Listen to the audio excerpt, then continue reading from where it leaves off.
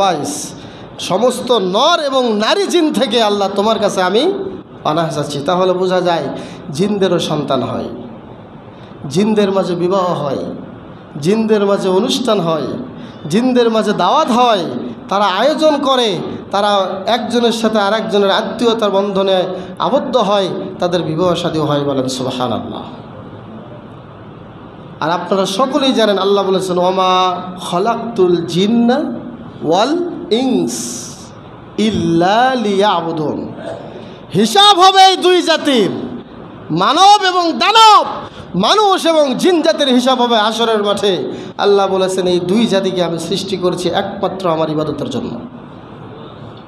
তাদের মধ্যেও ভালো আছে, তাদের মধ্যে এরকম বড় আল খেল্লাওয়ালা হুজুর আছে, তাদের মধ্যেও দরবেশ আছে, তাদের মধ্যেও মাজার পূজারি আছে, তাদের মাঝেও শয়তান আছে। মানুষের মাঝে যেরকম মানুষরূপী শয়তান, ঠিক সেই রকম তাদের মাঝেও শয়তান আছে। ওই শয়তানগুলোই দেখবেন নতুন বিবাহিত স্ত্রীর কাছে গিয়ে ওই বিবাহিতা স্ত্রীকে উল্টোপাল্টা কাজ করায়। হয়তোবা রাত্রে বের হয়েছে, এমনিতেই বলে চুল আমার সামনে দিয়ে বের হয়েছে তাই আমি ধরে বসেছি, অনেকবার বলে আমার মাথার উপরে লাথি মেরেছে এই জন্য ধরে বসেছি। এই রকম কিছু কথা শয়তান জিন জাতির মধ্যে বলে তারা আমাদের মানব জাতির উপরে কিছু শারীরিকভাবে আক্রমণ করে কি করে না করে। সম্মানিত উপস্থিতি, তো এদের জন্য ফয়সালা হলো একটাই, আল্লাহর কালাম। আল্লাহর কালাম যত বড়ই জিন হোক, শুধুমাত্র বিশুদ্ধভাবে যিনি কোরআন তেলাওয়াত করতে পারে তাকে নেবেন, নিয়ে বলবেন যে জিন ধরছে, শুধু আয়াতুল কুরসিটা পাঠ করো, ওকে ছুঁইতেও হবে না, ধরতেও হবে না, কিচ্ছু করতে হবে না। আয়াতুল কুরসি পাঠ করার পরে সে কোশ্চিন কেন থাকতে পারবে না,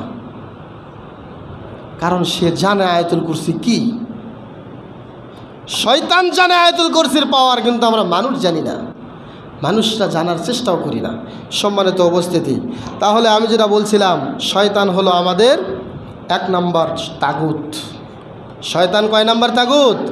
1 নম্বর তাগুত। আল্লাহ যা নিষেধ করেছেন সে তা করতে বলে, এই জন্য সে তাগুত।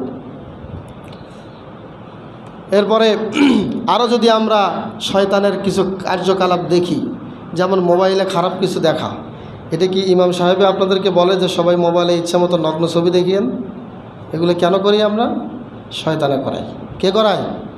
শয়তানে করায়। এই ভালো কাজ ছাড়া ভালো ব্যক্তিরা খারাপ কাজের কথা বলে না, কিন্তু খারাপ কাজগুলো করায় কে? শয়তানে। শয়তানে আপনার মনের মধ্যে ঢুকে আপনার মনে একটা ধাক্কা দিয়ে এগুলো করায়। পাশাপাশি জুয়া খেলা, এটা কি ভালো মানুষের কাজ? এগুলো কি হাজি মানুষের কাজ? কিন্তু অনেক হাজি সাহেব তো এখন যৌতুক নেয় কি নেয় না? শয়তান তাকে তাগুতের